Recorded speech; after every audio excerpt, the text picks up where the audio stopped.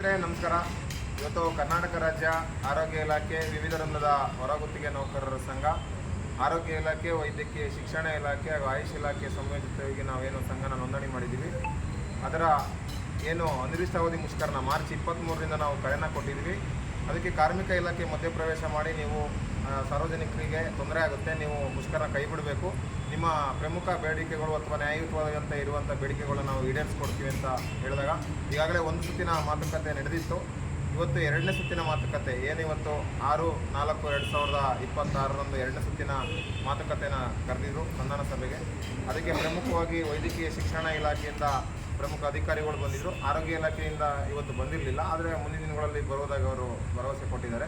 ಹಾಗಾಗಿ 22/4/2026ರಂದು ಮತ್ತೆ ಮೂರನೇ ಸುತ್ತಿನ ಅಥವಾ ಅಂತಿಮ ಸಂಧಾನ ಸಭೆ ನಡೆಯುತ್ತೆ. ಅವತ್ತು ಅಧಿಕೃತವಾಗಿ ಏನು ಅನ್ನೋದು ಗೊತ್ತಾಗುತ್ತೆ. ಅಲ್ಲಿವರೆಗೂ ನಮ್ಮ ಎಲ್ಲ ನೌಕರರು ಸಹಕರಿಸಬೇಕು.